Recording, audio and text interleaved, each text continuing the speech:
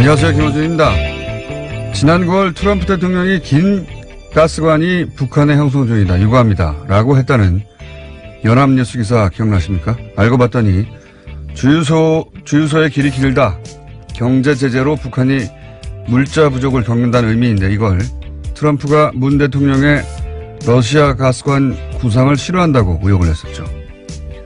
그런데 연합뉴스에서 이번엔 이런 보도를 했습니다. 윌리엄 페리 전 미 국방부 장관이 한국과 일본은 독립적 핵전력을 더 선호한다고 했다. 전 국방장관이 한국 핵무기 보유를 옹호하는 것은 이례적이다. 이 연합기사를 윌리엄 페리 본인이 SNS로 직접 반박했습니다.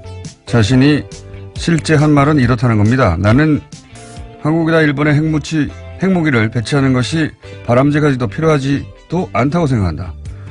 그러나 그럼에도 그 나라들이 독자적인 핵을 갖는 것보다는 미국 핵 배치가 낫다. 그러니까 한국 핵무기를 옹호한 게 아니라 거꾸로 한국의 핵무장을 반대한 겁니다. 이게 정반대로 전술핵 재배치, 자체 핵무장, 최근 보수 정당의 주장을 뒷받침하는 워싱턴발 뉴스가 된 겁니다. 이 정도 되면 워싱턴발 연합뉴스, 무슨 의도가 있는 거 아닌가요? 김어준 생각이었습니다.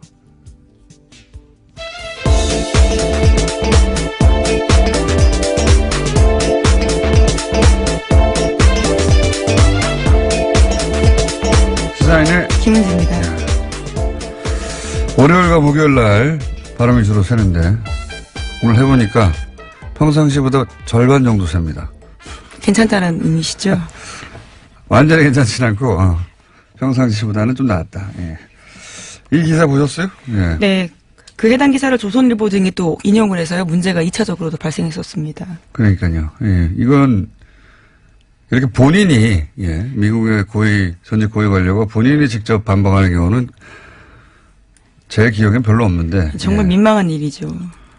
미 국방부 장관 출신이 다른 나라 핵무장을 지지할 리가 있나요? 예. 이 워싱턴발 그 연합뉴스 기사는 뭐랄까요? 반문재인 관점에서 해석할 어떤 마인드가 항상 준비되어 있는 게 아닌가. 그런 의문을 가지지 않을 수가 없어요. 이 기사를 쓴 기사가 지난번 러시아 가스관 모욕한. 예, 그렇죠. 같은 기자입니다. 하여튼 정반대의 뉴스가 최근에 한번 쭉 퍼졌었는데, 당사자가 아니라고 했는데 또 똑같은 연합뉴스발이었습니다. 자, 첫 번째 뉴스는 뭡니까?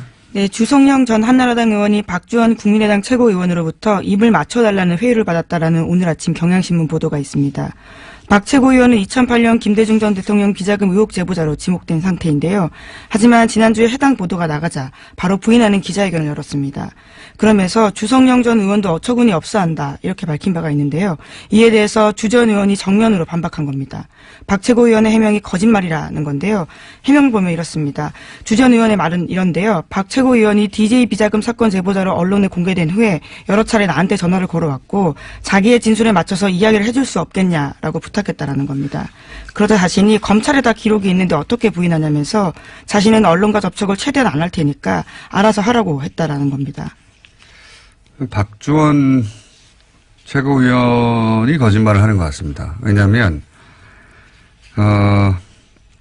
본인 주장으로는 기자들이 이렇게 물어봤거든요. 주성영 전 의원과 통화를 해봤냐 최근에 물어봤더니 했는데 그런 말은 어처구니 없다고 하더라 라고 했는데, 만약에 박주원 의원의 말이 맞다면 주성영 의원이 거기 맞춰 대답을 해줘야 되는데 어처구니 없다고 해줬어야 하는데 아니래잖아요. 예, 너무 나갔다라는 이야기까지 했습니다. 이건 정반대로 얘기하는 거 봐서는 박주원 최고위원이 거짓말을 하는 것으로 보이는데, 관련해서 이제 또 저희 패널인 박지원 전 대표가 계란을 맞았죠? 네, 어제 전남 목표에서 제1회 김대중 마라톤 대회가 열렸었는데요. 국민의당 주요 인사들이 참석했습니다. 그런데 박지원 의원이 안철수 대표 지지자가 던진 계란에 맞은 건데요. 행사장에서는 또 야유와 항의를 받은 것은 안철수 대표도 마찬가지였습니다. 김대중 대통령 비자금도 공갈로 다 했다. 간신배 물러나라. 이런 식의 항의를 받았다라고 합니다. 주말에 이 뉴스들이 크게 보도됐는데, 이 박주원 사건 효과가 뭘까요? 예. 흔히들 안철수 통합 드라이브에 제동이 걸린다. 이렇게 이제 보도하잖아요. 저는 사실 반대로 봅니다. 안철수 대표는 계속 가거든요. 예. 그러니까 안철수 대표 호남계 의원들의 결별을 오히려 촉진, 기정사실화하는 효과가 있을 것이다. 이 일로 만약에 통합 드라이브가 제동이 걸리고 못하면 이런 해석이 맞는데 계속 갈 거기 때문에 오히려 결별, 촉진, 네. 혹은 기정사실화. 그 연장선상에서 안철수 대표가 굳이 호남행을 계속 한 이유는 또 뭐냐? 뭐라고 보십니까? 저는 계란을 맞으려고 왔다고 봅니다. 계란을 안 대표가 호남 결별을 먼저 선언할 수는 없잖아요. 예. 네, 어제 박지원 의원 같은 경우에는요, 자신이 맞아서 다행이다 이런 이야기를 하긴 했습니다. 그 말의 의미는 안철수 대표 쪽에 그런 빌미나 구실을 주면 안 된다. 차라리 내가 만든 게 낫다. 이제 그런 의미죠. 예. 정치 9.5단이다 보니까 예. 이 사건은 이제 결별을 기정사실화하는 사건으로 앞으로 역할을 할 것이다. 박주원 위원은 애초에 왜 입당했을까요? 이 질문도 사실은 하지 않을 수가 없어요. 왜냐하면 검사 출신으로 DJ 검찰 저격. 수사관 출신입니다. 네, 수사관 네. 출신으로 참 정보통 유명한 정보통이었어요. 예, 그렇죠. DJ 저격수 역할, 정보 제공자 이런 역할인데 한나라 출신은 시장. 안산시장까지 했었고요. 근데 이제 DJ 정신 계승한다고 창당한 국민의당에 작년에 왜 입당했느냐. 본인 정책사가 저희 안 맞거든요. 요 얘기는 나중에 한번 따로 한번 해야 되겠습니다. 긴 얘기가 될 것 같아서. 자, 다음 뉴스는 뭡니까? 네, 이건희 삼성전자 회장의 자택공사 비리 의혹을 경찰이 수사하고 있는데요. 경찰이 이를 수사하다가 차명 계좌를 발견했다라고 합니다. 그래서 국세청을 압수수색했는데요. 서울국세청입니다. 또 JTBC 보도에 따르면요. 해당 계좌는 모두 8개로 삼성그룹 전현직 임원 명의로 되어 있다라고 하는데 경찰 관계자에 따르면 삼성그룹 관계자가 조사 과정에서 해당 계좌에 대해서 회장님 재산이다라고 진술했다고 합니다. 정권이 바뀌니까 삼성 차명 계좌들이 갑자기 많이 발견되네요. 네, 앞서 말씀드렸던 계좌들과는 다른 계좌라고 합니다. 이 계좌는 공사비, 예, 이건희 회장 자택 공사비에 회사에 비자금이 들어갔다라는 의혹이 있어서 추적하다가 나온 것들이거든요. 이건 제가 보기에는 비자금으로 조성한 이건희 회장의 용돈이 아니었을까 싶어요. 용돈 몇백억 정도는 용돈이죠, 이분들에게. 용돈이 관련된 게 아닐까.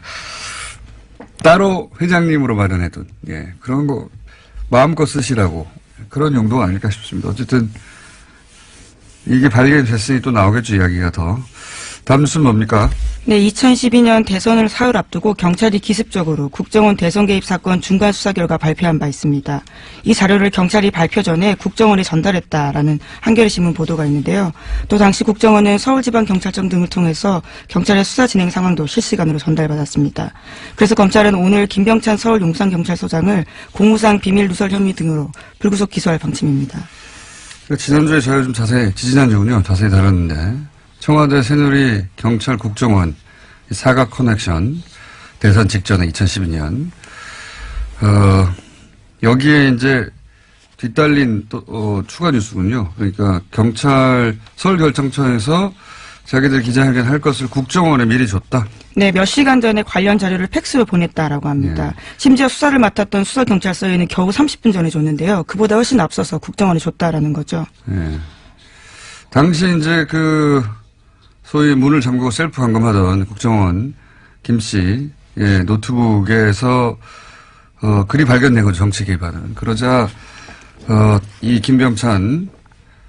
당시에는 서울청 수사 2계장이었습니다. 네. 이 수사를 수서경찰서에서 수사를 하던 김병찬. 예, 서울청에서 수사했었는데요. 예. 소장이 그게 안 나오도록 검색어를 줄여서. 그렇죠. 범위를 줄였습니다. 그래서 실제 검색어가 안 나왔다고. 그러니까 나온 검색어를 피해서 안 나오는 단어로 검색하도록 만들었다는 얘기죠. 예. 이러고 나서 이제 국정원의 명예가 실추되고 그 직원 인권이 유린됐다고 민영사상 책임을 묻겠다고 했었죠. 곧바로 그런 보도자료 낸 바가 있는데요.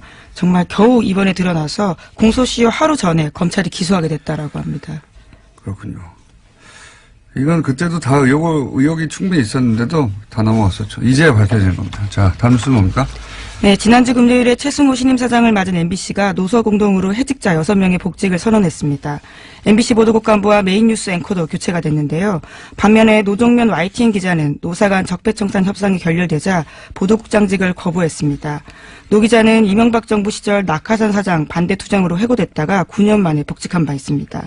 MBC와 YTN의 상황이 대비되는 모습인데요. 또 KBS 같은 경우에도 새노조가 역대 최장 파업을 이어가고 있습니다. 현재는 집행부가 단식도 하고 있는 중입니다.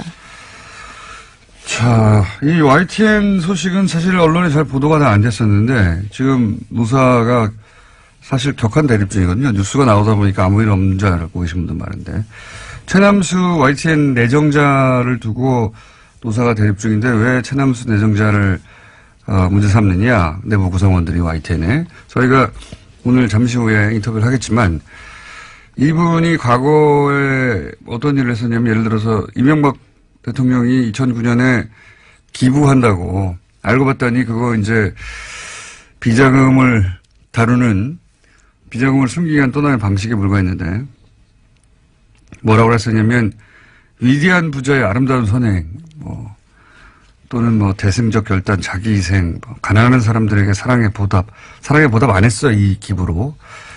따뜻한 자본주의, 등등등 온갖 미사역으로 당시 이명박 전 대통령을 찬양했었어요. 예, 실제. 그런 글도 썼었고, 혹은 노무현 대통령 서거의 시계, 이런 거 비꼬는 칼럼도 썼었고, 정치 성향이 흔히 하는 말로 친이 아니냐. 그 외에도 예를 들어서 노정면 기사가 긴급 체포되고 구속되고 그럴 때 이런 글을 썼거든요. 예. 그래서 좀 자세한 내용은 잠시 후에 다루겠는데, 왜 YTN이 그 구성원들이, 신임 사장에 대해서 내정자를 두고 결사 반대하고 있는지는 잠시 후에 다뤄보겠습니다. 자, 다음 뉴스는요? 네, 요즘 SNS를 보면요. 해시태그 노 러시아 노 게임. 그러니까 러시아 없이는 올림픽도 없다라는 내용이 조직적으로 유포되고 있다고 동아일보가 아침에 보도했는데요. 국제올림픽위원회가 도핑 이유로 러시아 국가 선수단을 출전 금지하자 1,700개였던 이 해시태그가 불과 몇 시간 만에 9,000개로 뛰어올랐다라고 합니다. 보이지 않는 손이 민족 감정을 교묘하게 이용해서 이것들을 퍼뜨리고 있다라고 로이터가 보도하고 있다고 합니다. 로이터가 러시아 댓글 부대를 로이터 이거 음모론잖아요. 러시아에서 이 기사의 요점 이거죠. 러시아 댓글 부대가 올림픽 관련해 가지고 가동되고 있다. 네, 라고 네, 로이터발로 지금. 네, 동아일보가 로이터를 인용한 보도인 건데요. 로이터에 따르면 지난해 미국 대선 때 러시아가 즐겨 쓰던 방식을 이번에 또 쓰고 있다라는 겁니다. 그러니까 로이터가 지금 러시아 댓글 부대 이름을 얘기했는데 댓글 부대 얘기하니까 옵션 열기 제가 예언 하나 할까요? 문재인 지지 댓글에도 이제 옵션 열기 문구가 포함되는 게 나올 겁니다. 네, 물타기 대응. 과거 시발단 제가 5년 전에 처음 문제 제기했을 때 대응 패턴이 있어요. 이제 시발단 의심 아이디를 제가 주르륵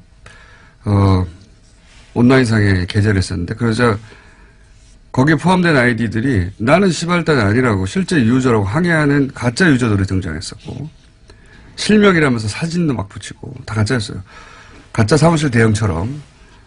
그리고 문재인도 댓글 부대에 있다. 이런 얘기 있었거든요. 물타기로. 이번에도 예언합니다. 이제 문재인 지지 댓글에 옵션 열기가 포함된 그런 댓글들이 나올 거예요. 예. 똑같은 대응 방법. 그거 외에도 별로 쓸 게 없거든요. 한번 검색해 보세요. 그리고 캡처해 두세요. 다 그거 옵션 열기 문구가 있는 문재인 지지 댓글인 척 하는 것도 댓글 부대입니다. 잘 캡처해 주시고. 그리고 자기가 실제 유저라고 항의하는 댓글 유저들도 옵션 열기 들어가 있는 문구. 그거 내가 단순 실수한 거다. 또 댓글 부대입니다. 실명이라고 등장하는 사람들도 댓글 부대입니다. 옵션 열기라는 문구가 들어간 댓글과 아이디를 일제히 대량 삭제했거든요. 이건 중앙 통제를 의미한다. 단순히 실수했는데 뭘 아이디어를 다 지웁니까? 예. 그런 아이디어 댓글이 이제 나중에 증거로 쓰일 수 있는 걸 우려한 거죠. 이게 노년층 댓글 알바 실수 가능성이 얘기했는데 이건 사람을 전제로 얘기할 때고 프로그램의 존재 가능성도 있습니다. 여기 네, 이번 러시아 같은 경우에도 러시아도 자동 프로그램 가동시켰다라고 합니다. 이런 걸 보시라고 하거든요. 예. 매크로 혹은 매크로는 일종의 작은 프로그램 스크립트고 봇은 이제 독립적인 하나의 프로그램이에요.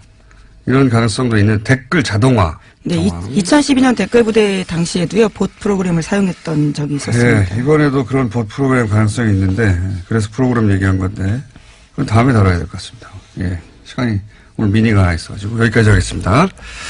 시사인의 김은지였습니다. 감사합니다. 네, 바로 이어서 저희가 2주 전에 신광열 수석 부장판사에 대한 비판 여론에 전국 법과대학 교수의 성명서 관련 기사가 있었고 이 기사에 대해서 회원수가 400명이 넘는 이 사단법인의 성명서가 홈페이지에 올라와 있지 않다. 그리고 서명한 사람들의 명단이 없다.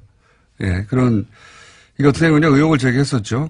그 이후에 전국 법과대학 교수의 이호선 회장과 저희가 연락이 닿아서 사전 서명 동의를 받았냐 하는 질의에 문자나 메일로 사전 동의를 받았다라고 답을 받았고 그래서 그럼 그 명단을 요청했는데 개인정보라며 거절하셨기 때문에 그리고 이제 그러면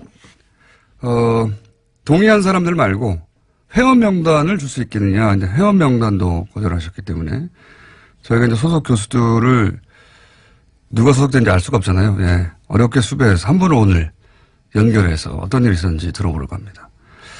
대구대학 법과대학의 윤재만 교수님 연결됐습니다. 안녕하세요, 교수님. 예, 안녕하세요. 반갑습니다. 네. 예. 그 전국 법과대학 교수회 회원이시죠? 지금 그 전국 법과대학 교수회가 어떤 단체인지 홈페이지를 통해서는 활동 내역이 거의 없어서 알 수가 없어서 여쭤보는 건데 어떤 단체입니까? 예, 전국 법과대학 협의회는 2009년에 네. 법과 대학이 구성원입니다. 저도 그때 학장이었기 때문에. 아, 대학이 구성원이다. 예. 예, 참여 member였어요. 예. 처음에 구성 멤버죠. 예. 그런데 이 2015년에 예. 전국 법과대학 교수회가 예. 구성원이 법과대학 교수들로 바뀌어가지고 이렇게 결정을 해요. 예. 그래서 구성원이 바뀐 거죠. 법과대학이 구성원이었는데 예. 법과대학 교수들이 구성원으로 어쩌면 일종의 질적인 변화를 가져온 건데요. 하여튼 의결 절차를 거친 거니까. 그리고 이 법과대학 전국 법과대학 협의회가 전신 예. 이게 사법시험 존치, 예비시험 제도 도입 등 예. 로스쿨 제도 개선을 위한 목적으로 이게 설립된 거라서 그 목적은 그대로 가지고 간다고 보고요. 예. 구성원들이 동의해가지고 묵시적인 동의죠. 오늘에 이렇게 된 겁니다. 알겠습니다. 처음에는 대학으로 그러니까 로스쿨 문제 제기를 한 대학들 모임으로 시작됐다가 나중에는 구성원들이 교수회로 바뀌었다. 네. 예. 알겠습니다.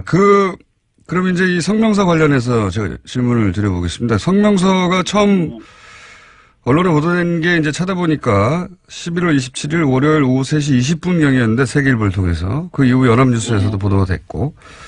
네. 그런데 이제 이호선 회장은 언론에 보도되기 전에 집행부 카톡으로 중지를 모았다 해서 이제 그 카톡 화면을 저희한테 보내왔는데 근데 이 카톡 화면에는 찬반 토론 내용이나 회원 동의 이런 걸 묻는 내용이 없어서 제가 여쭤보는 건데 네. 혹시 이 성명서를 발표하기 전에 동의 여부를 묻는 어떤 요청을 교수님께서는 받으셨습니까? 받으셨으면 어떤 형태로 받으셨나요? 네. 우선 그 이호선 회장이 얘기한 카톡으로 중지를 모았다 이 얘기는 네. 회원 교수들의 의견을 물은 게 아니고요. 예. 회장, 부회장 등 집행부 논의를 했다는 얘기입니다. 아, 집행부 내부에서. 구성원들의 의견을 수렴했다는 얘기가 아니에요. 회원들 의견을 물었다는 얘기 아니다? 예. 예. 그 다음에 회원들에게는 예. 지난 11월 27일 11시 55분에 예. 사법부의 독립을 해치는 자제되어야 한다. 뭐 성명초안. 근데 헌법에는 사법부 독립이 아니라 법관의 독립성이거든요. 예.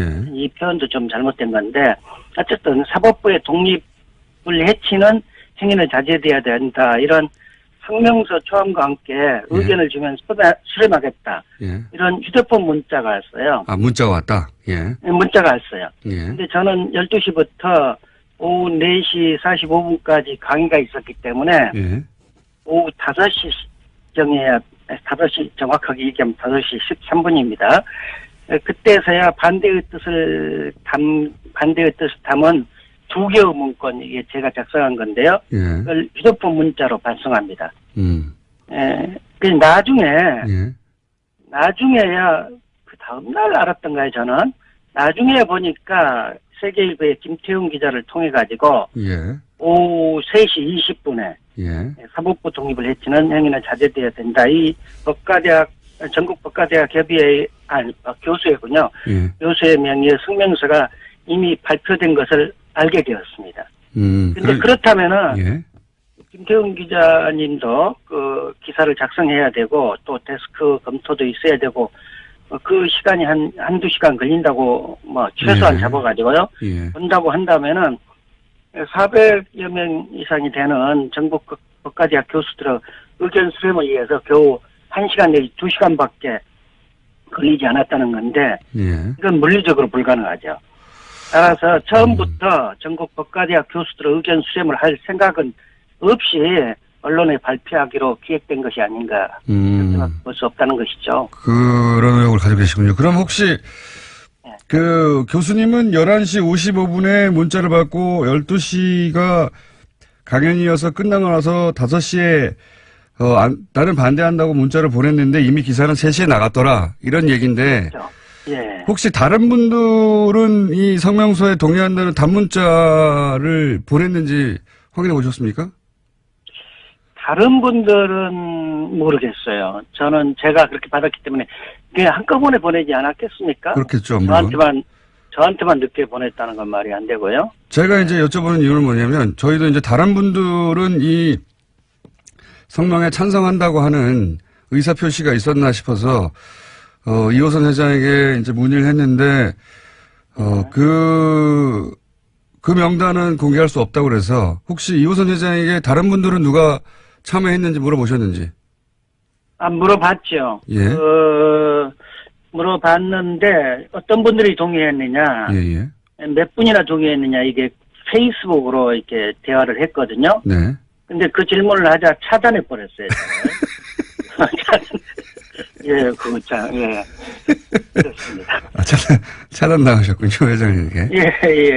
그러니까 다른 사람들 몇 명이나 참여했느냐 물었더니 차단당하셨다고요? 예. 대답하면 될 텐데 아마 대답하기가 곤란했는가 보죠.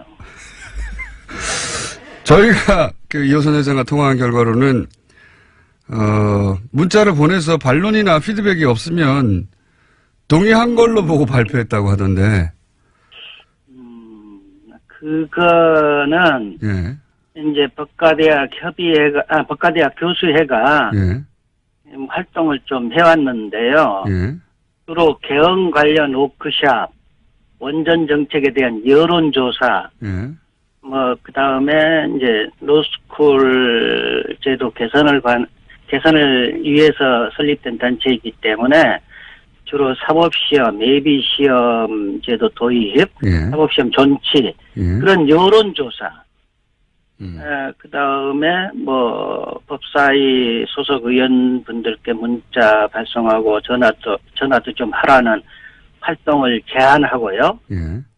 그런 학술대회, 여기 학회 비슷한 거니까 학술대회 하고, 예. 특별히 민감한 건 한 번 있었어요. 예. 그건 뭐냐면은, 그렇기 때문에 법과대학 교수들이 하면은 아무 얘기 없으면 동의한다. 이런 관행은 없었다고 볼 수 있죠. 오히려 그 반대되는 사건이 있었는데요. 사건이라기보다 일이 있었는데 2016년 11월 11일 이호선 회장이 대통령의 이손 후퇴는 바람직하지 않다. 이런 취지의 정치적 성명을 전국 법과대학 교수의 명의로 하려고 했었죠. 근데 저도 이제 반대했고 반대 의견이 있었기 때문에 2016년 11월 14일 한 분이라도 이견을 제시하면 그것을 존중해야 한다고 생각을 해가지고 성명을 발표하지 않기로 한다는 휴대폰 문자를 회원 교수들에게 보냈기 때문에 그러니까 한 사람이라도 반대하면은 그런 성명 발표하지 않겠다라는 휴대폰 문자를 보냈어요. 네. 그리고 저도 반론을 제기했기 때문에 고맙다고 하는 문자 여러 번 받았고요. 네. 이런 반론이 있으면 동의로 간주한다는 관행이 있다기보다는 이견이 있으면 성명을 발표하지 않겠다는 관행이 있는 셈이죠, 오히려. 이견이 있으면 발표하지 않겠다는. 그런데 이번에는, 이번에는 이견이 있는지 없는지 확인해달라는, 페이스북 문자에 차단을 했다면 혹시 전화로 그럼 물어보시면 되지 않습니까? 전화는 하지 않았어요. 문자로 갔고요. 예. 그러니까 이게 기록으로 전부 남아있는 겁니다, 지금. 알겠습니다. 절차적으로 문제가 있다고 지금 얘기를 하시는 건데. 참고로요. 네. 참고로 이호선 회장이 2016년 11월 11일 대통령 후 이선 후퇴가 바람직하지 않다. 예. 이 얘기는 그 당시에 이선 후퇴해야 된다는 게 굉장히 강하게 이제 여론이 그렇죠. 형성이 네. 되고 있었던 때였기 때문에 네. 오히려 정권을 보호하려고 하는 게 아닌가 그런 의심이 그때는 들으셨다. 있었던 때였죠. 그때 그런 얘기를 하겠다니까 물론 반대가 있었죠. 알겠습니다.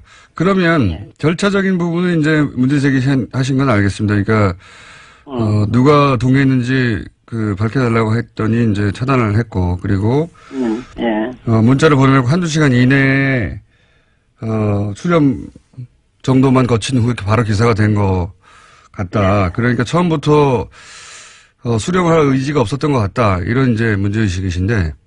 예. 성명의 내용에는 동의하십니까? 그럼 신경결 판사의 판결에 대한 일반인들의 비판은 사법부 독립을 해치는 것이다. 이 내용에는 동의하십니까?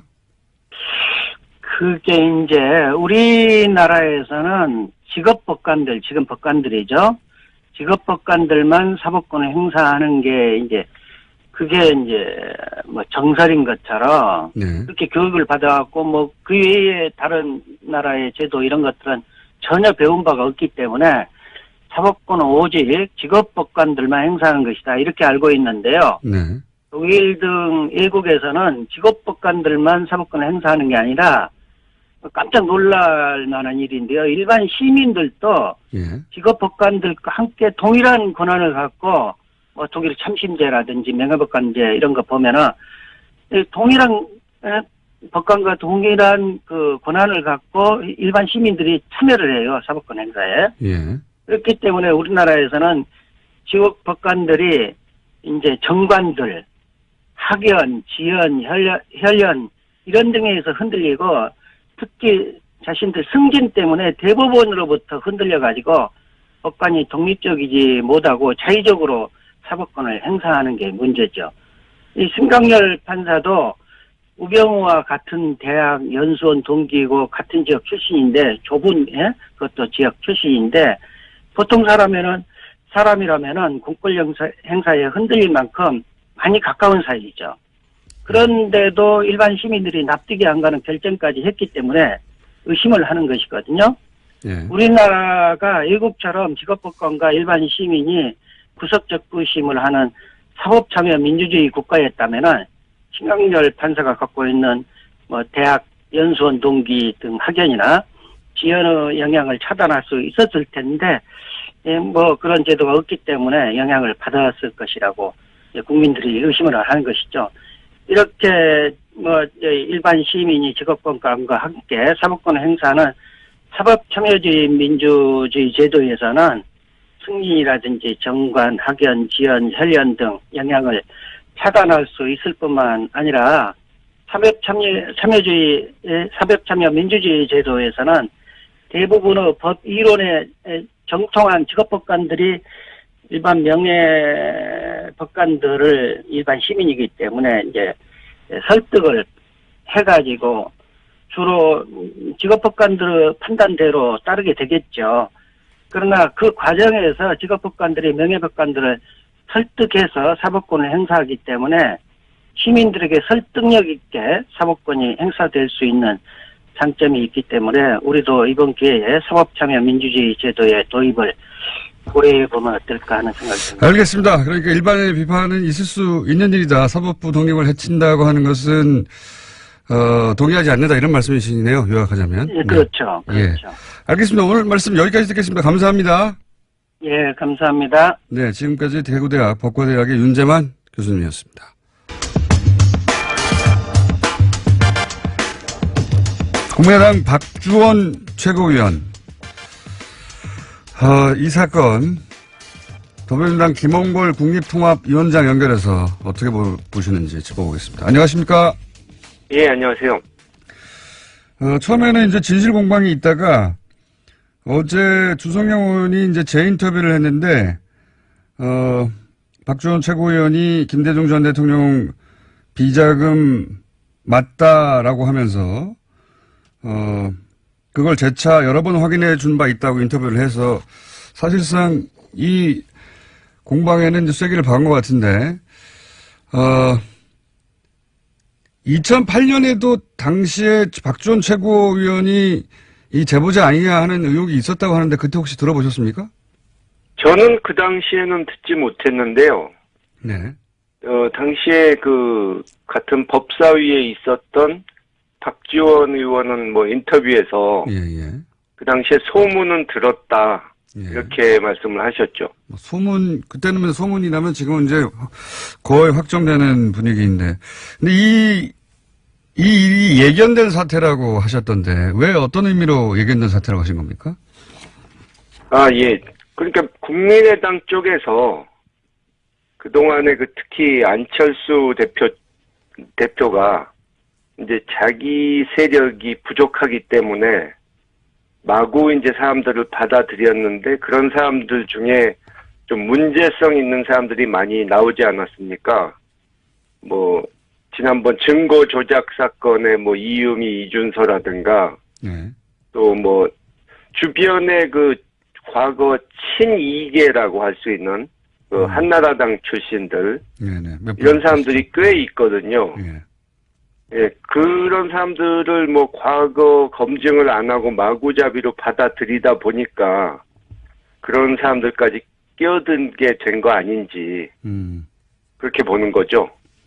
그렇게 영입할 때부터 이런 사달이 나중에 날 것만 같았다 이런 말씀이시군요.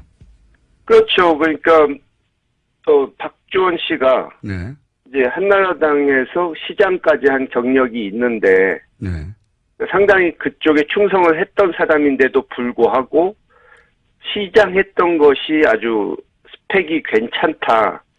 오히려 그런 식으로 평가를 했다는 걸 들어봐도 이제 영입한 기준부터가 잘못되어 있었던 거죠. 그래서 예견된 사태라고 하시는 거고. 예. 그래서 이제 소위 이제 친안파 그 국민의당의 구성원들 중에 친한파 구성원들 중에 친이기가 있다 이렇게 이제 의심해 오셨던 거고 이번 사태가 그런 연결선상에서 봐야 되는 거 아니냐 이런 말씀이신 것 같은데. 예, 맞습니다. 그렇다면 바른정당 통합 추진도 같은 맥락에서 이해하시는 겁니까? 뭐 그것과 무관하다고 할 수 없죠. 뭐 친이계들이야 같은 당내의 호남 의원들이나 이런 사람들보다 아무래도 그 뿌리가 같고 코드가 맞는 바른정당 사람들하고 합치고 싶어 하는 건 뭐 당연한 일이죠. 그런 관점에서 보시면 최근에 통합 움직임도 이해가 간다 이런 입장이신 것 같고 지금 현재 국민의당이 이 박주원 최고위원 사태와 관련해서 내놓고 있는 대응에 대해서는 뭐 충분하다고 보십니까? 글쎄요. 일단 뭐 서둘러서 뭐 최고위원 사퇴다 뭐 당원권 정지다 하는데 뭐 계속 지금까지 그런 식으로 무슨 일 생길 때마다 이 꼬리 자르기 하고 뭐 서둘러서 그냥 덮어버리려는 근본적인 문제는 이제 외면한 채 그런 식으로 처리를 했기 때문에 별로 새삼스러울 건 없습니다. 안철수 대표는 정치적 음해가 아닌가 초반에는 그런 이야기도 했었는데. 그게 이제 일단 안철수 대표의 그 상황 인식이 근본적으로 문제가 있다는 걸 보여주는 거죠. 그러니까 무슨 전에도 그랬지만 계속해서 무슨 문제가 생길 때마다 이 자신의 잘못은 전혀 인정을 하려 하지 않고 그냥 남들이 자기를 음해하기 위해서 뭔가 정치적 음모가 있다는 식으로 그렇게 몰아붙이는 그것은 참 정치 지도자로서 심각한 문제라고 봅니다. 호남계 쪽에서의 반응은 어떻게 보십니까? 글쎄요, 그분들이 이제 말은 그런 심각한 문제들에 대해서 지적은 하는데 사실 자신들도 그분들이 이 안철수 씨 쪽에 그런 문제가 있다는 것을 너무도 잘 알고 있었음에도 불구하고 그동안 이 정치적인 필요에 의해서 손을 잡고 가지 않았습니까? 네. 그런 문제점을 또 지적을 안 했고 그렇기 때문에 사실 지금 안철수 대표의 행태를 과연 비판할 자격이 있는지 그것도 좀 의심하지 않을 수가 없는 거죠. 이미 영입할 때부터 문제가 많았는데 그때는 침묵하지 않았느냐? 그렇죠. 이것저것 이 문제점이 많았음에도 불구하고 사실 안철수 대표나 호남 쪽 의원들이나 처음에 같이 시작할 때부터 서로에 대해서 별로 신뢰하지도 않았고 자신들과 맞는 상대라고 생각도 안 했지만 이제 서로 필요에 의해서 손을 잡은 거죠. 알겠습니다. 계란투척, 어제는 또 박지원 전 대표 계란투척 사건이 있었는데 이건 어떻게 보십니까? 예, 저도 뭐 바로 그 자리 옆에 있었는데요. 아, 그러셨죠, 참. 예. 예. 근데 근본적으로 이제 그 당이 한마디로 이제 좀 전에 말씀드린 대로 서로 맞지 않는 상대, 신뢰하지 않는 상대가 불편한 동거를 하다가 이제 갈 때까지 간 것 같다 하는 그런 생각이 들고요. 어제 계란 던진 분, 네. 보도 나온 걸 이렇게 보니까 이제 광주 사람이긴 한데, 네. 보니까 뭐 SNS에 본인이 올린 것도 그렇고 이제 안철수 대표의 열성 지지자기는 하지만 네. 성향이 좀 자유한국당 사람들 또는 뭐 친박계 같은 그런 성향이더라고요. 그러니까 상대를 이제 종북좌파로 몰아붙이는 그런 식의 네네. 아주 수구적인 보수 성향. 그렇기 때문에 이 안철수 후보가 이제 처음에는 새정치 정치 개혁 이런 식으로 참신한 이미지로 나와가지고 젊은 층 지지를 많이 받았는데 이제 요즘은 남아있는 지지층이 숫자도 얼마 안 되지만 대부분 그런 분들만 남은 거 아닌가 하는 생각이 들더라고요. 자, 상황 인식은 제가 이해했고요.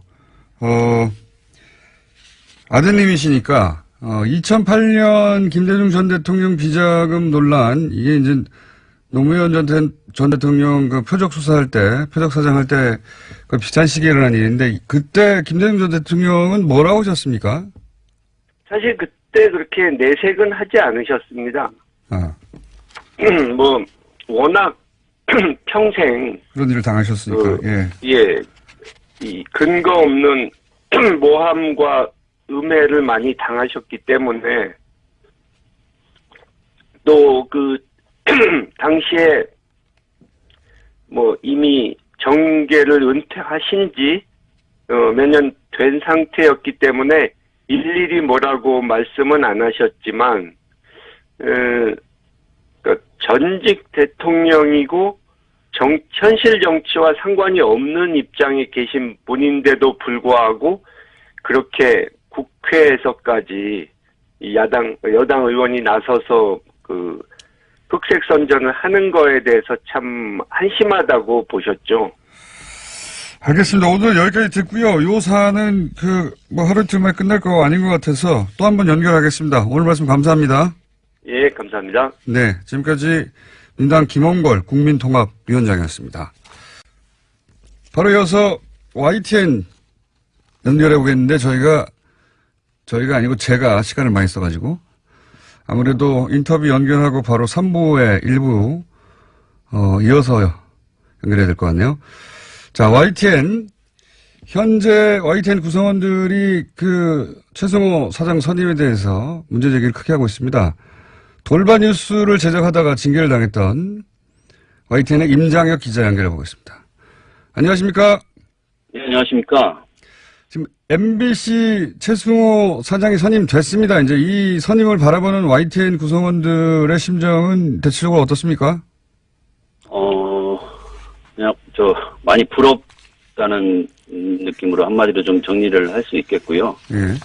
그리고 저 개인적으로는 부러움을 떠나서 같은 대한민국 언론인으로서 대한민국 언론계에 참 다행인 일이고 환영할 만한 일이라고 생각을 합니다.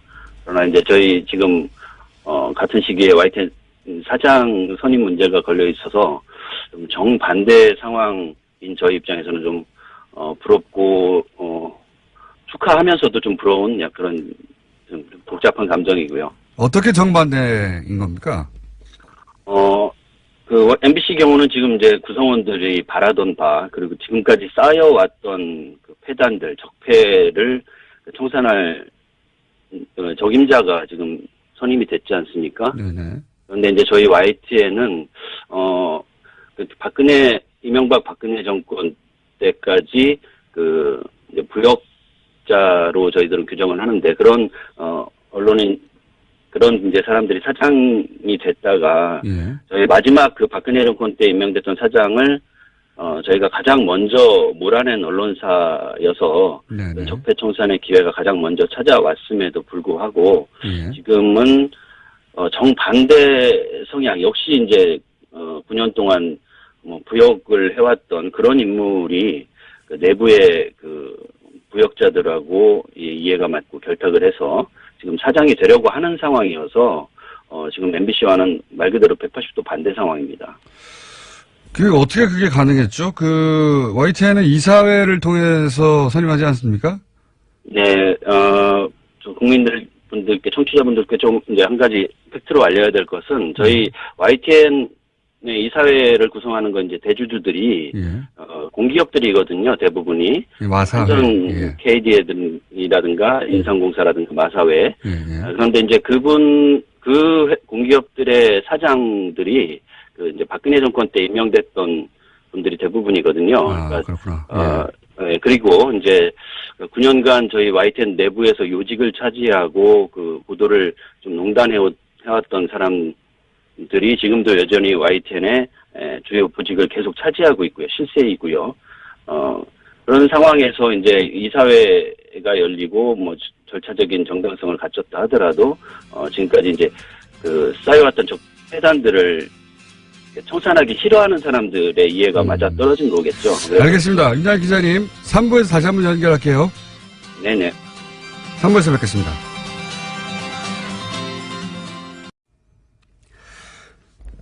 최승호 PD가 MBC 사장이 된 가운데 YTN은 여전히 구성원들이 사장 내정자죠. 예, 사장 내정자에 대해서 반대하고 있습니다. 그 이유를 듣고 있었는데요. 예. 2부 마지막에 YTN 이사회를 구성하는 대주주가 한전, 마사회, KTNG 등인데 이 공기업 사장들이 박근혜 정부 시절 낙하산으로 임명된 인사들이고 이 이사회에서 임명한 최남수 내정자에 대해서 구성원들이 반대하고 있다. 여기까지 저희가 돌발 뉴스 과거 돌발 뉴스를 제작하다가 징계를 받은 임장혁 기자 연결해서 이야기를 듣고 있었습니다. 자, 연결해서. 기자님? 예. 네. 죄송하지만 그 돌발 영상입니다. 아, 그렇군요. 돌발 영상. 네. 예. 하도 오래돼가지고요. 예. 예. 저도 즐겁게 봤었는데. 자, 그렇게 낙하산으로 임명된 공기업 사장들로 구성된 이사회에서 네. 최남수 지금 사장 내정자를 선임했고, 그래서 임명 절차를 받다가 구성원들이 반대해서 지금, 대치 국면인데, 예. 최남수 사장 내정자가 그런 이사회에서 선임됐다. 이외에 또 반대하신 이유가 있습니까, 구성원들이? 일단 이제 구조적으로는 저희는 이제 적폐청산의 가장 걸림돌이 될 인사를 적폐들이 이제 뽑았다는 거에 대해서 이제 분노하고 있는 거고요. 네네. 이분의 개인적인 그 이유, 그 배경에도 저희들이 또 정서적으로 용납되지 않는 부분이 있습니다. 일단 이 회사가 어려울 때마다 네. 두 번이나 이제 그 스스로 YTN 싫다고 떠난 사람인데 말하자면은 두 번이나 탈영했던 사람이 이제 부대장을 하겠다고 나선 셈이고요. 그 이유 중에 하나도 과거 이제 2008년 그 이명박 정권이 들어서서 YTN에 어떤 그 장악의 그 기도를 할 때 저희 노조위원장이 이제 함께 맞서자라고 이제 권유를 했을 때 그걸 뿌리치고 이제 나갔다는 점.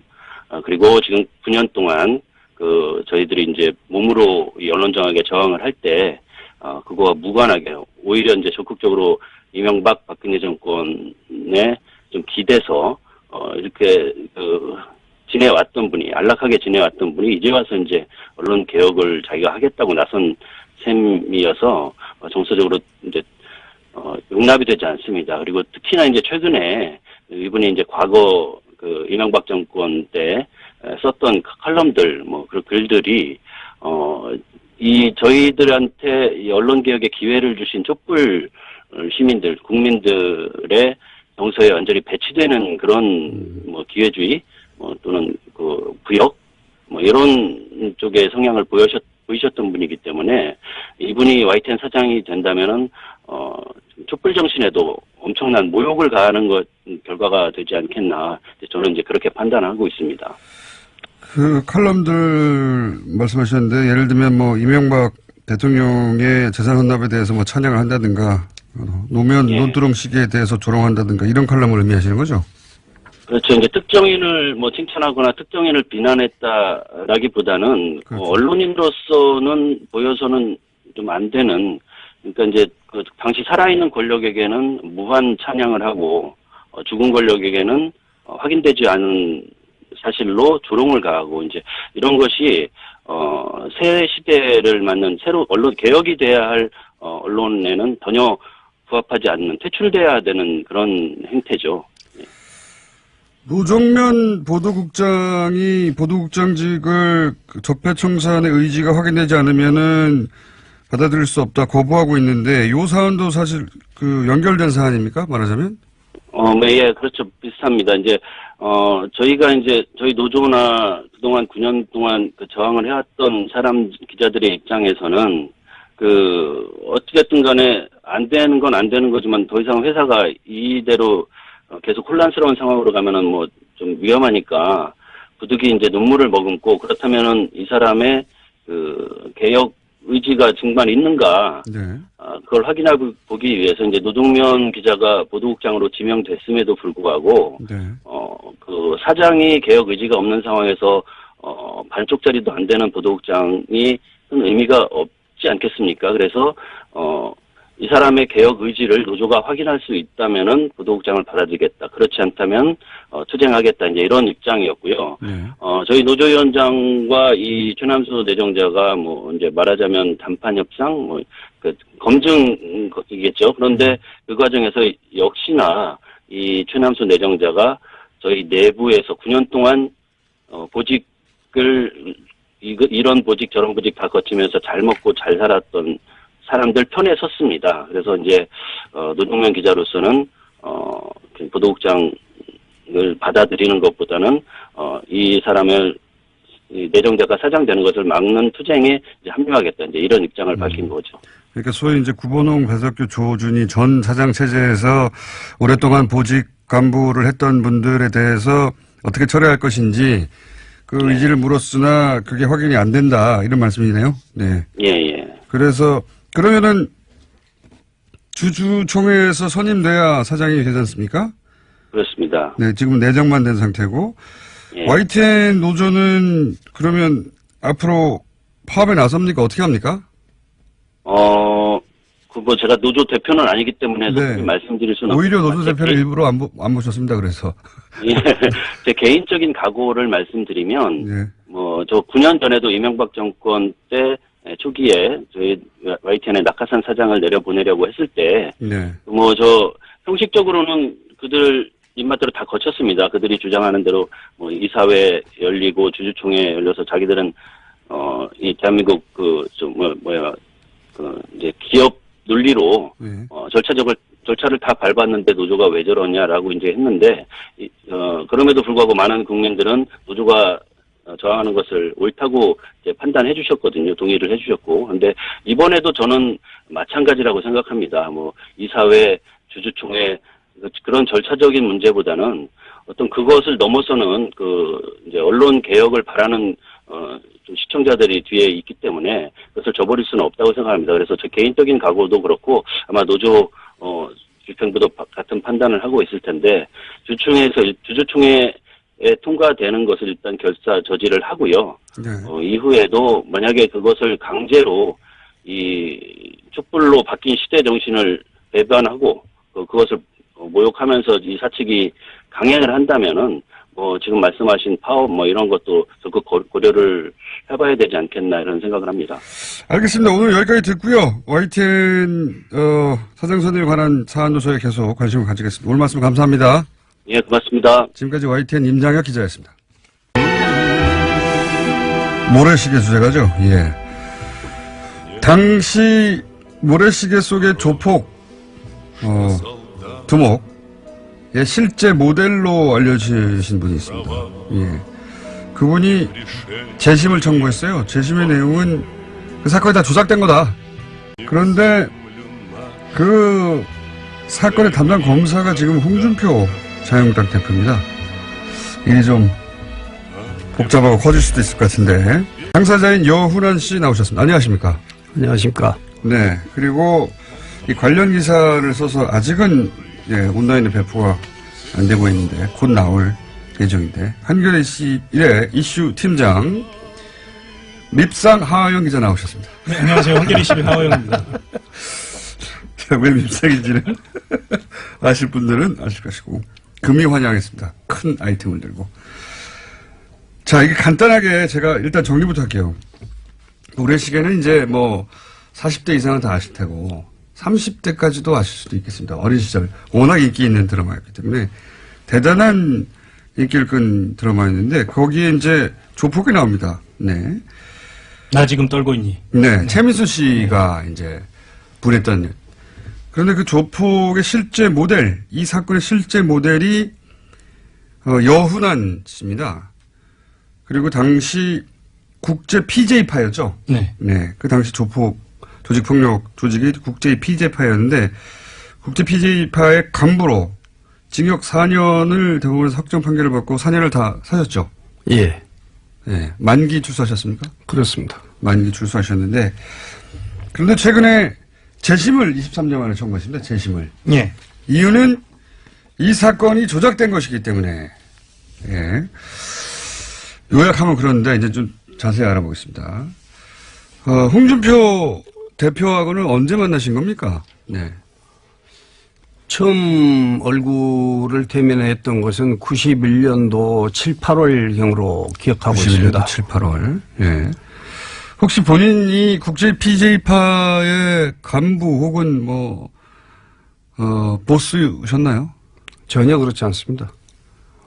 전혀 그렇지 않다는 건 보스가 아니었다는 겁니까? 간부가 아니었다는 겁니까? 아니면 PJ파 자체와 관련이 없다는 그 겁니까? PJ파 자체하고 전혀 관련이 없다는 겁니다. 잘 이해가 안 돼.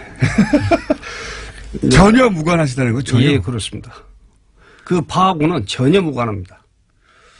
그러면 제가 몇 가지 짧은 질문을 드리자면, 그때 이제 그 홍준표 당시 검사에게 칼을 그때는 택배가 없었죠. 그렇죠. 네. 직접 배달을 해야 되죠. 칼을 배달해가지고 유명해진 그 칼 배달 사건인데 그건 직접 그러면 배달하셨습니까? 전혀 그것도 사실과 다르고요. 당시 저는 홍준표 씨하고 한 아파트 한 동에 같이 살았습니다. 아 그래요? 예. 네. 그런데 그 선물 세트라고 하는 것이 독일산 그 henkel 네. 주방용 칼 세트입니다. 유명한 칼 세트네. 예. 그 선물을 추석이 돼서 추석 선물용으로 제 친구가 수입 전자상을 그때 열었는데. 아, 그러니까 유명한 칼을 선물하신 적은 있고. 선물이 잘못 갔습니다. 예. 선물도 잘못 간 것이고. 선물이. 그러니까 저는 그 선물을 보내는 제 지인들 리스트에 홍준표 씨는 없었죠. 근데 어떻게 글로 갔을까요? 없었는데, 이제 저희들 그 직원 이제 수행 기사가 홍준표 씨하고 한 라인에 살고 있는 제 주치 홍준표 씨하고는 가운데 이름만 틀린 제 주치 홍순표 씨라는 분이 있었어요. 근데 정말요? 예. 홍순표 씨가 같은 처음 보게 라인에 되는 지금 내용이네요. 예. 홍순표 씨가 있었는데 홍순표 씨한테 그 선물을 보냈는데 henkel 좋은 칼이죠. 그때 그 당시로 구하기도 당시에는 어려운. 아주 한 15만 원 정도 가격이 호가된 것이어서 지금도 명품 칼입니다. 네, 지금 그때 어쨌든 그런 칼을 보냈는데 그 운전기사분이 실수를 해가지고 같은 동에 있다 보니까 아닙니다. 운전기사가 거기 선물을 갔는데 그분이 마침 또 공교롭게 그 해외 세미나를 홍순표 씨가 가 있어서 그걸 이제 또 이제 그 기사는 세미나를 간지도 모르고 경비실에 맡긴 겁니다. 경비원들 다 아주 가깝게들 다 알고 그래서 그랬으니까 홍순표 씨에게 주라고 경비원실에 맡겼는데 그것을 경비원이 예를 들어서 다음 예를 들어서 24시간 하지 않으니까 다른 경비원이 홍준표라고 생각을 해가지고 홍준표 씨한테 이제 그걸 선물이 갔는데 혹시 이게 발단입니까? 발단이죠. 이게 발단이다. 예. 그때 당시 홍준표 검사가 조폭 사건을 수사하고 있었는데 이 칼이 명품 칼인지 모르고 이 잘 드는 칼을 나한테서 조폭이 나한테 보냈구나 이렇게 생각한 거예요? 그래 가지고 그렇게 생각했는지는 저는 알 수 없습니다만은 여하튼 그 선물 세트는 잘못 전달이 됐다고 해서 그 경비원이 다시 찾아가지고 왔어요. 제 직원하고. 찾아왔어요? 이 대목이 중요한데요. 그러니까 받았어요. 홍 대표가 당시에 홍 검사가 받았는데 그거를 다시 달라. 이건 배달사고다 그래서 다시 찾아온 거예요. 상대 입장에서는 엿먹었다고 생각해요. 그렇죠. 그러고 이제 저로 봐서는 그게 홍준표 씨한테 전달이 되었다고 하면은 찾아올 리도 없었을 겁니다. 잘못 전달이 되었다고 해도 뭐 다른 한 세트 다시 제 홍준표 씨한테 주치의한테 다시 보내면 되니까. 홍준표 검사도 지역에서 검사라는 직책을 가지고 활동을 하신 분인데 그 정도 선물이야 받은 것만 해도 아무렇지 않는 일 아니겠습니까? 그래서 전혀 그런 점에 대해서는 생각할 것도 없습니다만은 하여튼 공교롭게 그런 일이 있어가지고. 그런 일이 있었다. 그 전에 홍준표 씨하고 만날 수 있었던 기회가 있었습니다만은 그때도 그 유일하게 광주에서는 하나밖에 없었던 골프장에서 첫 만남이었습니다. 첫 만남이었는데 홍준표 씨하고 같이 왔던 친구가 홍준표 씨하고 인사를 좀 한번 하면 어떻겠냐 하는데 내가 골프장에서 저 지인들하고 와서 또 클럽하우스에서 식사를 하는 자리여서 또 이제 홍준표 씨를 찾아가서까지 인사를 꼭 드려야 되는 그런 입장이 아닌 것 같고 그래서 그냥 제가 거절했던 적이 있었어요. 처음 본 거는 골프장에서 보셨고. 예, 그렇습니다. 처음 또 연결된 인연 칼 배달 5배달 사건이네요. 이 두 가지 사건이 모두 다 당시 홍준표 검사의 자존심을 자극하는데요. 홍준표 대표가 내놓은 자서전에 이 대목이 등장합니다. 그러니까 첫 번째 대목, 그러니까 처음 만났던 대목에서는 어떻게 묘사를 하냐면요. 이 영은환 씨 같은 경우에는 지금 본인한테 먼저 홍준표 당시 검사 쪽에서 와서 만나자고 했다라고 이야기를 하는데 홍준표 검사가 써놓은 걸 보면 자기의 지인이 여운환 씨라는 사람을 만나보지 않겠습니까라고 이야기를 했고 홍준표라는 이 사람이 아니 내가 어떻게 조폭을 만나느냐라고 묘사돼 있어요. 조폭을 만나느냐. 예. 그 당시에 이미 본인은 여운환 씨를 조폭으로 특정하고 있었다. 이런 식의 이제 진술이네. 그 회고네요. 그렇죠. 그런 식으로 회고하고 있고 또 하나는 그것을 달리 해석하자면 그만큼 이쪽에서 원래는 홍준표 쪽에서 먼저 만나자고 했는데 그것을 거절당한 것에 대한 어떤 마음도 마음의 양심이 좀 남아 있었지 않았는가. 그러기가. 예. 물론 이것은 이제 홍준표 대표의 이야기를 말을 들어봐야 합니다. 들어봐야 예. 하는데 예. 자 그럼 이렇게 그러면 당시 사업을 하고 계셨던 겁니까? 그렇습니다. 조폭과는 전혀 무관하십니까? 예, 저는 74년도에 참 이제 저희들 어린 시절에 뭐 젊은 시절도 아니고 어린 시절이라고 할 수 있습니다. 어린 시절에 제가 이제 방황하고 뭐 패거리들하고 몰려다니고 또 사고도 나고 그랬던 적이 있었어요. 20대 초반에요? 예, 아닙니다. 10대 때부터 20대 약간 방황은 있으셨어요. 그렇죠. 예. 10대 후반부터. 10대 후반. 예. 예, 그런 적도 있어서 또 구속도 한번 돼서 한 달 정도 구속이 되었다가 한 달 구속된 전력도 나온 있고. 적도 있고 또 이제 저는 바로 출소해가지고 예. 74년도 이후에는 바로 이제 군에도 자원 입대해가지고 군 생활도 하고 예. 또 바로 또 군 생활 마치고 나서는 결혼을 또 바로 했습니다. 예. 예. 그래서 저는 74년도 이후에 홍준표 씨를 제가 92년도에 이 사건이 나서 기소가 됐으니까 17, 18년 동안에 단 한 번도 여하튼 작은 사소한 일 가지고도 파출소나 뭐 경찰서에 조사 한번 받아본 적도 없습니다. 그 사이에 예. 조폭과 연루된 적도 없고. 예, 물론입니다. 그런데 유일한 기록은 어릴 때 이제 한 달 정도 이제 그런 건달 생활을 어렸을 때 했다고 할 수 있죠. 그것이 이 연결고리가 됐을 수도 있을 것 같은데 그렇죠. 말씀대로라면. 그런데 이렇게 18년, 20년 가까이 전혀 무관하게 사업을 하셨는데 어쩌다가 이렇게 뭐 기소를 하고 수사를 하려면 건덕지가 있어야 되잖아요. 그렇죠. 건덕지가. 무슨 건덕지로 이렇게 연결이 되신 겁니까? 연루가 되신 겁니까? 혹은 조작을 한 겁니까? 그러니까 이제 그런 이유에 대해서 사실 홍준표 씨를 만나는 기회가 있었으면 제가 한 번이라도 물어볼 수도 있었을 건데 네. 전혀 그런 만남이나 통화 한 번도 해본 적이 몇십 년 어느 날 갑자기 없었으니까. 어느 날 갑자기 조폭 간부가 되신 거예요? 이제 그 홍준표 씨는 아까 말씀드렸다시피 골프장에서 만났을 때 제가 거절하고 예. 그 뒤에 홍준표 씨가 또 자기 밑에 계장부를 시켜서 저하고의 만남을 또 주선을 했는데 이제 그때도 만나기로 다 약속을 하고 다 정해놓은 시간 1시간 전에 갑자기 홍준표 씨가 또 취소를 했어요.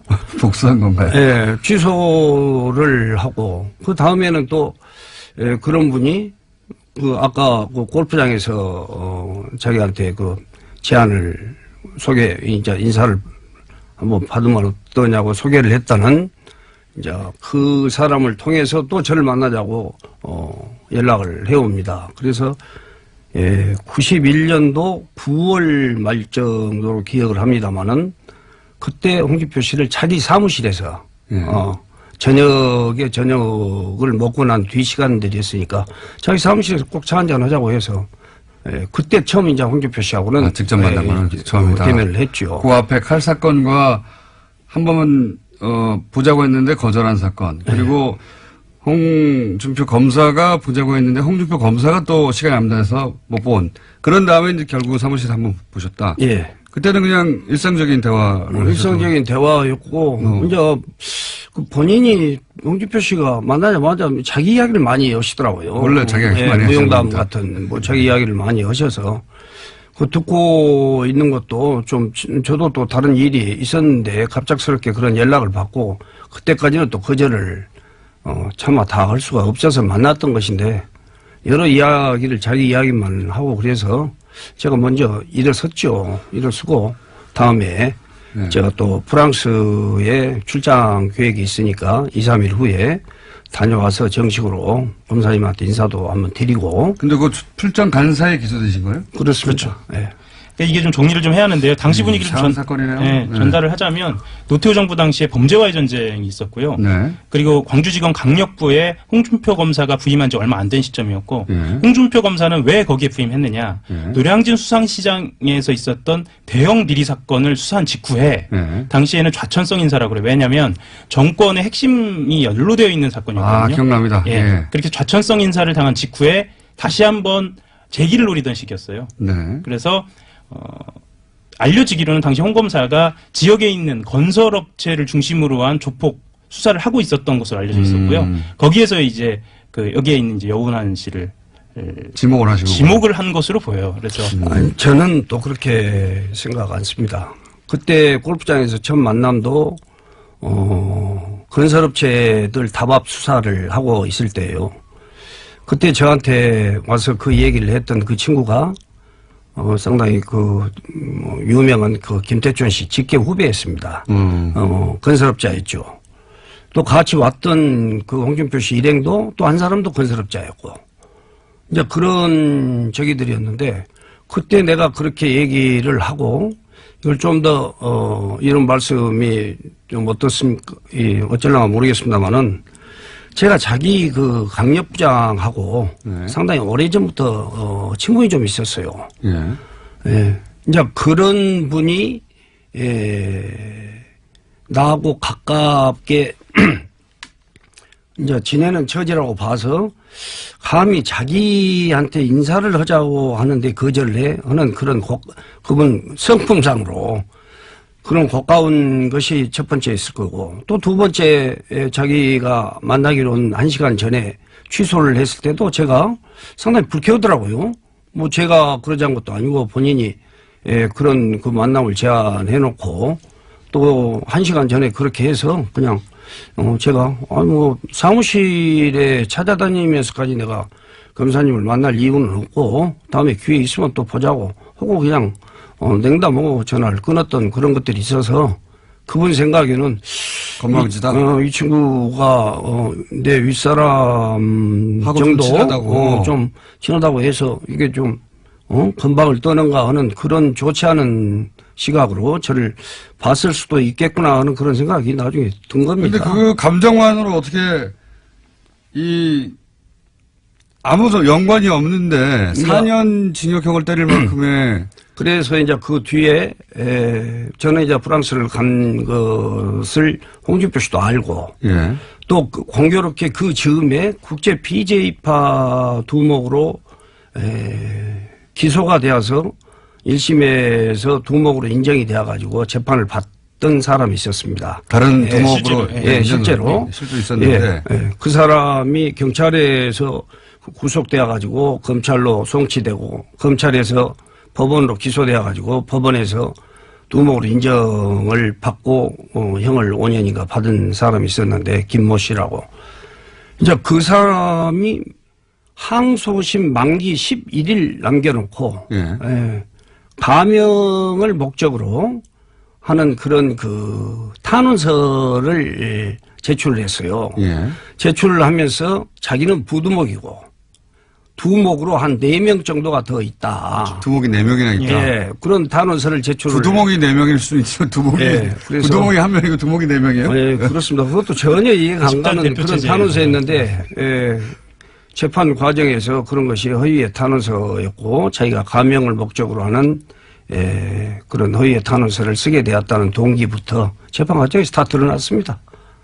그래서 그 4명 중에 1명으로 갑자기 지목되신 거예요? 그렇습니다. 그게, 이 사건이 연루돼서 4년을 사신 출발입니까? 아니, 그랬는데, 이제 홍준표 씨가, 저를 두목으로 기소를 한 그 기소 내용에, 전체적인 내용은 제가 전부 1심에서부터 대법까지 무죄 판결을 받았습니다. 그러면 유죄 판결을 받은 대법은? 유죄 판결을, 그래서 이번에 이제 이런 재심 신청을 하게 됐는데요. 이제 유죄 판결을 받은 그 증거법이, 국제 PJ파의 조직원에 진술이 하나 있었습니다. 진술이 하나, 조직원의 진술이 하나 있었다? 그렇죠. 근데 그건 검사의 기소 내용에는 전혀 없었던, 그런 진술 하나를 법원에서 인용해가지고 저를 자금책 겸 두목의 고문급 간부라는 두목으로 지목한 것에 대해서는 다 무죄가 됐는데 전체 무죄를 받았죠. 근데 조직원의 진술이 하나 있었는데 한 줄이요? 예. 한 줄이 뭡니까 내용이? 그게 어쨌거나 두목으로 이 규정을 짓는 거고 그게 어떤 문제가 있냐면 공판기일 전 증인 신문조서라고 하는 건데요. 이게 지금은 위헌 판결이 났어요. 당시만 해도 변호사 없이 그러니까 그 당사자와 변호사 없이 그 증인만 데리고 검사가 가서 재판장 앞에서 진술을 받아서 그것을 증거 효력으로 증거 등기를 얻는 거거든요. 네. 그러니까 거기에서 나온 진술인 거예요. 아하. 그러니까 검사가 조직원 하나를 데리고 와가지고 그렇죠. 이 사람이 하는 얘기 들어보라고 판사 앞에 가가지고 얘기를 들어보라고 한 얘기 중에 무슨 얘기 나온 겁니까? 그러니까 여기에서 이제 말씀하신 자금책 및 어떤 그 한 줄이라는 게 어떤 게 있었냐면요. 재판 과정에서 이제 다 그게 나왔습니다만은 그 조직원한테 여운환이라는 사람이 국제 PJ파에서 했던 일은 뭐이냐 하고 물었습니다. 네, 뭐이냐라고 물었겠습니까? 뭐가 있냐. 그러니까 그 사람이 그 졸제 그런 기억나는 일이 없고 그런 일이 없었으니까 축구 시합을 하는데 찬조금을 좀 내놓은 적이 있고 뭐 두목의 자기 두목 그 김모 씨한테 뭐 사건이 나면은 피해라 그런 전화를 김모 씨한테 해줬다고 들었습니다. 그게 다입니다. 그게 다예요? 예. 그러니까 축구 시합할 때 찬조금을 냈고 사건이 나면 피해라고 하는 전화를 했다는 이야기를 들은 적이 있다. 두목한테. 두목한테. 그렇게 하니까 그런 전화 하신 적이 있고요? 없죠. 그럼 축구 시합에 뭐 저희들은 그런 전화나 찬조금을 낸 적도 없고요? 전혀 없죠. 그것은 그래서 두목으로 기소를 한 사건을 전체적으로 무죄를 주면서 마치 자금책 겸 두목의 고문급 간부라고 한다면은 두목의 고문급 간부라고 했습니다. 그렇게 한다면은 두목 심부름을 하는 사람인데 완전히 우리 말로 시세 말로 최고의 폭력 조직의 두목에서 완전 호구로 전락이 된 그런 판결을 받아버렸습니다. 돈 실무를 하는 사람으로 막 바꾼 거예요? 돈이나 뭐 축구 시합을 하는데 뭐 음료수 값이라도 내놓고 뭐 하는 그런 사람. 또 그런 사람이었다면 홍준표 씨가 저를 그런 적으로 기소를 할 리가 없죠. 막 1계급 특징을 걸어놓고 했는데. 여기서 칼베더 사건이 중요한데요. 처음에 영장을 쳐놓고 수배를 때린 다음에 그때 등장하는 게 칼베더 사건이에요. 왜냐하면 칼베다는 그 앞에 있었잖아요. 앞에 있었는데 이것을 여론 작업을 해야 하잖아요. 홍준표 검사가 여론 작업에 굉장히 능한 사람이었던 거예요. 그거는 맞습니다. 그러니까 지금으로 말하면 검찰의 여론 조성 작업의 원조격이거든요. 그러니까 칼 배달이 잘못됐던 사건이 있는데 근데 그거를 나한테 조폭이 칼도 배달한 적이 있어. 그래서 여운환 씨를 무시무시한 사람을 만든 거죠. 검사를 협박한 사람. 그러니까 이게 사건 초기입니다. 그러면서 이게 사건이 사건이군요. 대대적으로 커집니다. 이때 당시 신문 1면에 등장하거든요. 그렇죠. 저도 기억이 납니다. 검사한테 칼 배달하는 조폭. 그렇죠. 굉장히 그로테스크하죠. 그래가지고 야 검사한테 칼 배달했어? 뭐 이런 저도 그 사건이 기억나거든요. 워낙 그 화제가 됐던 사건이라. 그거 하나로 잘못 배달을 간 홍승표 씨한테 간 것이 잘못 배달을 간 것이. 그 하나로 그렇게 만들어 놓은 그거하고 그러면 그 칼 배달 사건과 지금 말씀하신 누구 하나 데리고 와가지고 이 한 일이 뭐야 그랬더니 축구 시합에 찬조금 내고 전화한 적이 있다. 요거 두 개 가지고 가신 거예요 그럼? 그렇습니다. 다른 내용이 아무것도 없어요? 그러니까 그 찬조금을 냈다 못했다 하는 것은 홍준표 씨의 생각하고는 전혀 딴 이야기였죠. 홍준표 최초의 기소는 두목이었는데. 두목이었고 또 두목으로 기소를 하기 전에 그런 증거 보전 절차를 통해서 조직원을 데려다가 그렇게 한 겁니다. 교도소에서 나온 지 얼마 안 된 사람을. 자금책으로 바꾼 거네 그때는 또? 아니죠. 자금책으로는 홍준표 씨는 한 번도 그런 그 시시한 유치였다 보면 홍준표 씨가 그렇게 막 어마어마하게 만들어가지고 그렇게 한 거야 할 수가 없죠. 할 수가 없는데 그런 진술은 홍준표 씨한테는 아주 오히려 더 위험한 진술이었다고 생각을 합니다. 그렇죠. 의도하고. 두목인데 뭐 예, 예. 축구시합 찬조금 내는 거는 예, 그건 말이 안 되는 건데. 그저 가게 오면서 보호받을 대가로 그랬다는 것인데 예, 판결문에 그렇게 나옵니다. 근데 가게를 하셨습니까? 아니 저는 이제 관광호텔 업도 하고 또 관광호텔 호텔도 그 호텔 오락실도 하고 뭐 제조 공장인 수출업불 공장도 하고 여러 사업들을 개발 사업도 하고 그렇게 했었습니다. 아하. 그리고 핵심적으로 이상한 부분은 예. 이 칼베라 사건이 예. 그 기소 내용에 포함되어 있지 않는다는 거예요. 그러니까 검사를 협박한 협박했다라고 하면 이건 대대적으로 문제를 삼아야 기소 내용이 하고요. 없다. 아예 없습니다. 자, 그러면 그 두 가지가 전부인데 이게 어떻게 이 두 가지만으로 대법원 확정 판결이 나죠? 그러니까 그것은 검사의 기소 내용에 대해서는 재판부가 예. 전체적으로 전체를 무죄를 다 줬습니다. 혐의 없는 걸로. 예. 근데 이제 그 재판부에서 그 법률 하나를 인용해가지고. 그 문구 하나를. 예, 그때는 나중에는 위헌 판결이 났습니다만은 그 근거법이. 그러면은 당시에 뭐 예를 들어서 입금이라든가 네. 뭐 현금을 배달한 사람이라든가 아니면 출금 입금 내용이라 뭐 없었습니까? 아무것도? 전혀 없었죠. 그 진술이 전부돼요? 예, 전부죠. 진술 딱 한 줄. 그 실제로 이 국제 PJ파라는 이름의 연원이 어떻게 나왔는지부터 시작해서 이걸 어떻게 구성했는지까지 다 이 연원 씨를 중심으로 해서 이미 각본이 짜여 있었고 가장 핵심적으로 필요했던 건 조직원의 진술이었던 것 같아요. 그러니까 사건을 다시 복귀해 보니까. 나중에 끼워 맞춘 것이다. 예. 그렇게 연원 씨는 지금 주장을 하고 있는 거고 사실 홍준표 대표는 26년 동안 대답을 하고 있지 않은 거고요. 그러면 여기서 재심은 지금 말씀하신 지금은 위헌이 된 네. 예. 그런 방식의 진술. 네. 예.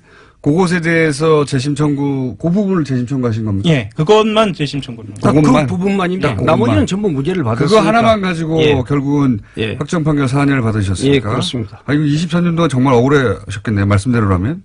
이루 말할 수 없습니다. 그러면 그거 외에 그게 말하자면 그게 조작의 전체인가요? 야, 조작이라고는 제가 그러니까 어떻게 홍 검사 시절에 사건 내용을 네. 조작했다고 했을 때 요 한 줄의 진술과 그리고 칼 배달 예. 요게 사건 내용 전체인 거 아니에요, 그죠? 핵심적으로는 그렇게 남아 있는 거죠 지금. 남아 있는 거고, 네. 나머지 무죄를 받은 것들은 네. 무죄를 받은 내용 전체가 조작이었다. 뭐 조작이라기보다 본인 저는 이제 주장은 무죄를 받은 내용은 예. 조작이라고 할 수 없죠. 두목도 홍준표 씨가 그런 자기의 시각으로 자기 생각을 가지고 그렇게 구성을 한 것이다. 열심히 뭐 수사해서 저를 기소를 했지 않겠습니까? 네. 했는데 이제 그 부분에 대해서는 전체적으로 1심에서부터 무죄를 받았던 거니까. 그 조폭의 PJ파의 두목이라고 하는 부분들은 다 그건 다 없어진 겁니다. 다 처음부터 다만 1심, 2심 대법원 다 무죄 판결을 예, 받았고. 예. 예. 홍준표 씨가 그런 전혀 맞지 않는 칼 배달 사건이랄지 뭐이랄지 하는 것도 그 해프닝이었고 또 그 점에 대해서도 너무나 당사자니까 잘 아는 일을 또 수사나 공판 과정에서 단 한마디 언급도 없었던 그런 일을 가지고 처음에 제가 불란서에서 돌아가지고 바로 내려가겠다고 하니까 일단은 그걸 좀 제지하더니 자기가 그냥 언론에 그걸 내고 방금 말씀하신 언론 거는 플레이를 하고 홍준표 검사하고 지금 통화를 하고 있었다는 얘기예요. 예. 요원한 씨가 지금. 내고 한마디로 모래시계 사건 자체가 가짜라는 얘기네요. 모래시계 사건은 그렇다고 볼 수 있어요. 완전히 가짜죠. 예, 완전히 날조된 거죠. 심지어 어떤 내용도 나오냐면요. 그 영훈한 씨가 제출한 그 재산 목록이 있거든요. 네. 이 재산 목록에 모래시계 그 화면에 등장해요. 아, 그래요? 네, 그만큼 왜냐면 이게 모델이었으니까요. 네, 사건이. 그만큼 모델은 모델이었어요. 근데 알고 보니까 그 사건이 영훈한 씨 주장을 그대로 받아들인다면 이건 조작이죠. 야, 이거 굉장히 충격적인 내용인데요. 칼 배달 사건을 그렇게 포장해서 그렇게 자작해서 날조시켜서 만든 이걸로 홍준표 씨는 정치에 입문도 했다고 저는 봐집니다. 그리고 전혀 없었던 그런 수사할 때 한마디 언급도 없었던 그런 일들을 어떻게 그렇게 만들어가지고 그런 일이 있을 수가 있거든요. 그 사건에서 가장 핵심적인 그 증거라고 한다 보면 그 이상의 증거가 어디가 있겠습니까? 알겠고요. 네.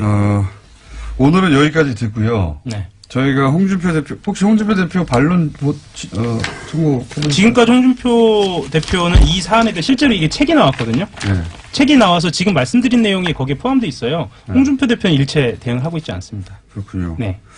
저희가 한번 예, 뉴스공장에서 한번 요청을 해보겠습니다. 예, 반론을 요청을 하실지는 모르겠는데 지금 용환 씨 주장대로라면 그동안은 이제 재심을 청구 못 하셨는데 지금 재심 청구하시면서 밝히는 이 내용이 충격적이거든요. 사실은.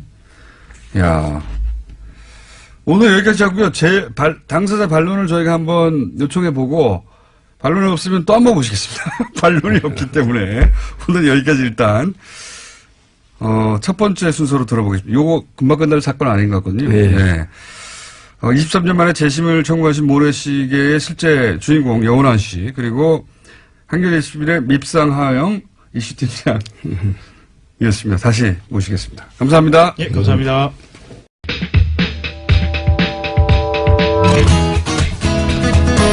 네, 제가 오늘 전체적으로 시간을 까먹어가지고 한 5분에서 10분까지 밀려서 불친절 AS 없습니다.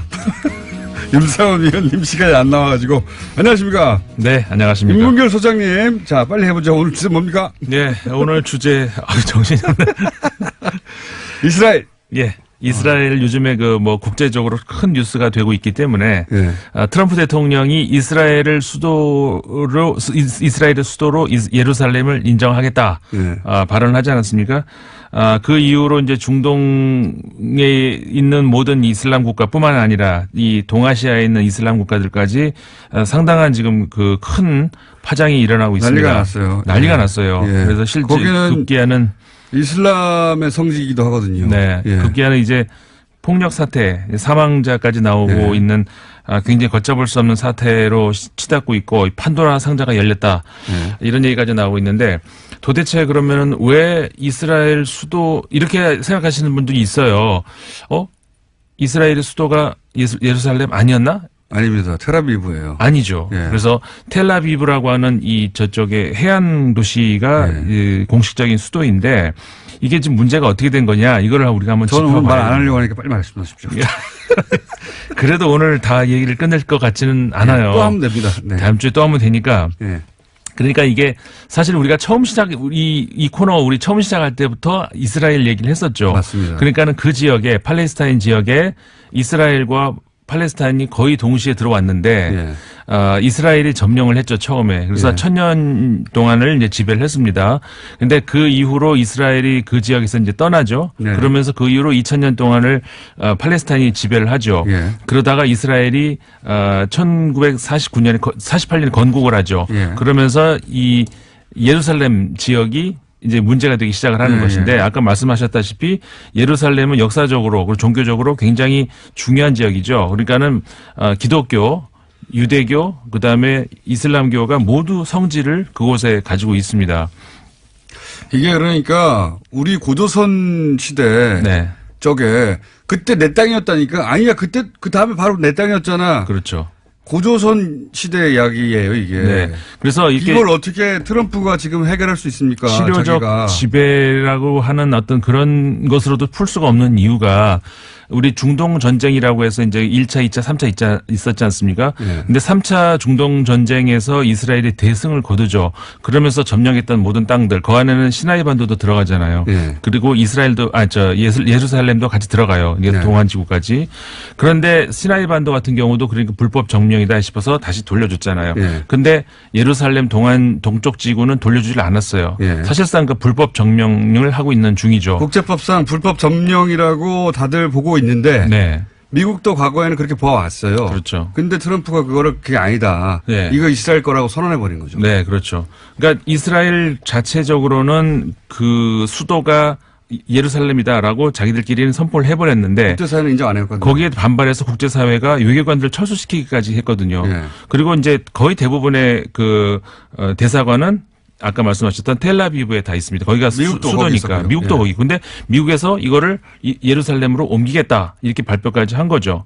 그러면서 공식적으로 미국 뭐 트럼프 대통령이 말을 했다고 미국의 공식 입장이라고 우리가 과연 할 수 있을까는 뭐 우리가 생각할 수 있지만 끝나갑니다. 어쨌든 그렇게 트럼프 대통령이 발표를 해버린 거죠. 3,000년 된 갈등에 불을 지른 겁니다. 그래서 이게 역사적으로 무슨 의미일까 이거를 다시 짚어봐야 다음 주에 되는데 해야 합니다. 다음 주에 짚어봐야 되겠습니다. 김세원 의원이었습니다. 안녕.